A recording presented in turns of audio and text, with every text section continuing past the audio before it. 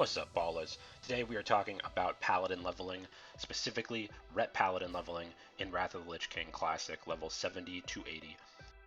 Paladin leveling is extremely fun, fast, and easy. There's almost no way to mess it up. There's multiple ways to do it, but there's really no way to do it wrong. I would say it's the second best quester, second best to Enhancement Shaman. The only reason for that is because of its two major weaknesses. One, you have to switch specs to solo elites. You have to use your dual spec and go prot. And the other downside is it's very hard to pull things for AoE pulls. We're going to do a lot of AoEing here as Ret. Just killing one mob at a time is too slow. You don't want to be doing that. You want to be aggroing as many as you can and just AoEing them down. And it's really, really hard to actually pull the mobs.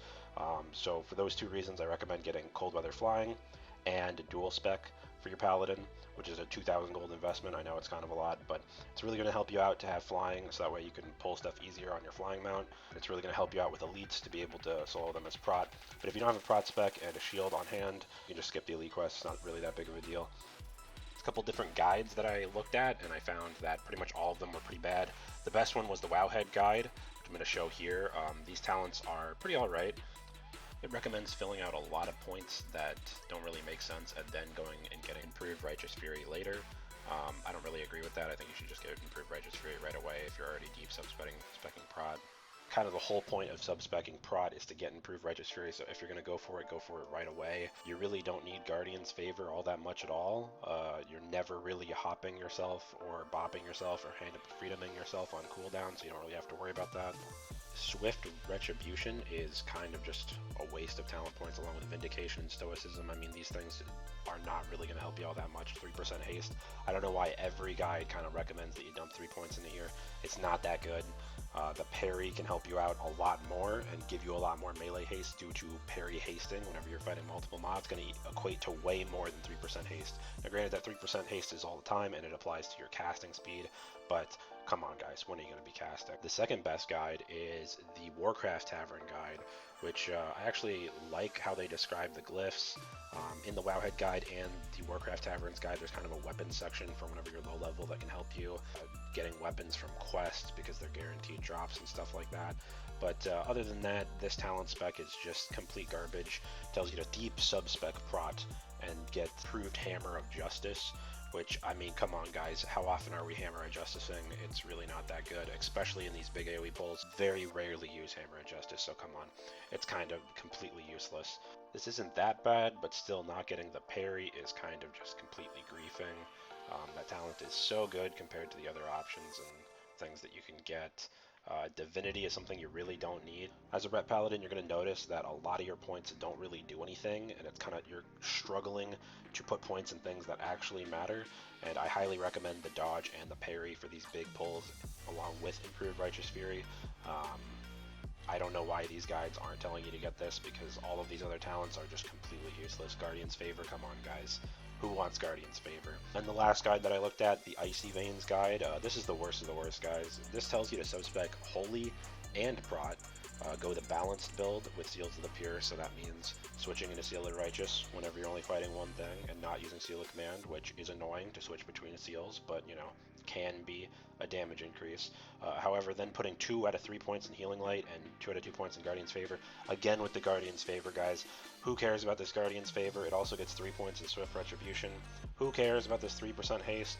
So I'm going to tell you guys what I did is to start off with something that looks like this. Because you can't sub-spec deep enough to get Improved Righteous Fury at level 70, so at level 70 start with something that looks like this, and then slowly put more points into more defensive options. It's going to help you out with those big AoE pulls, make you survive a little bit better. And the spec is going to look something like this at level 80. You're just going to put that last point in Anticipation, the dodge, and then 3 out of 3 points in Improved Righteous Fury, and then go back into Red, get 5 out of 5 parry, and then throw that extra point wherever you want. I chose to put it in Vindication. Can we take a moment to just appreciate how crazy it is that you can just pull a giant pack of things like this? Remember to pop wings every time that it's up, and that you can easily pull a large group of mobs like these bees here. Just easy to just walk into them and just start spamming your abilities. Just like these wolves and these worms, you just run in here. You don't have to pull anything. It's not too crazy. It's just already grouped up, and you can just start whacking away. Now for glyphs, there's really one main option and then two kind of side options. The main option is Glyph of Judgment. No matter what, if you're dealing damage as a paladin, you need this glyph. Prod uses it in its raid spec, and so does Red. It's just good. It's just very good. It's overpowered. You can't not use it. The other glyph, you can either go Glyph of Consecrate or Glyph of Exorcism. Exorcism's base damage is pretty high, especially critting on all these undead, like you see these Valkyrs, but yeah, you can really use either one. It doesn't matter. I think I opted for Glyph of Exorcism, but I think if I could go back and do it again, I would pick Consecrate. Another thing to mention is why I'm healing so much in all these clips. You can see that I get severely low on health, and then I just kind of bump up every once in a while, and that's because of the Swift Hand of Justice trinket healing me whenever I kill mobs. How you can see here, I'm using my flying mount to do a big pull. Basically, you're never going to be killing all of the mobs at the exact same time, and so it's okay for you to take a lot of damage because you'll kill one of these and it'll heal you for 4% of your maximum health, which is actually a good bet, especially considering you should have stam and strength on all of your gear, ideally. You know, as a paladin, that's what you are going to have on just baseline, even in full questing greens. Your gear is going to have that. And this synergizes really, really well with it.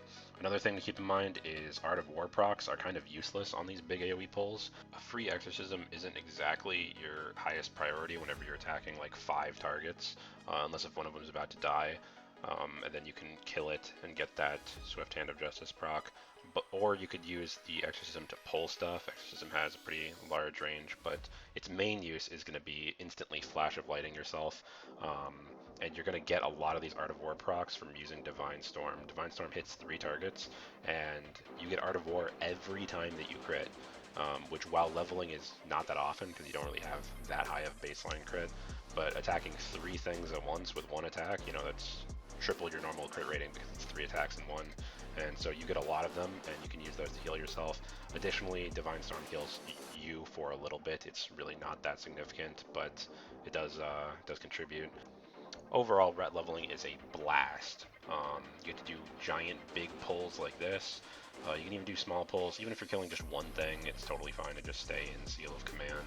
A lot of people ask how is the mana, and it's totally fine. I thought that I would need something to help me out with mana, like the Discerning Eye of the Beast trinkets. I thought that I would have to use maybe 1 or 2 of those, and you just don't.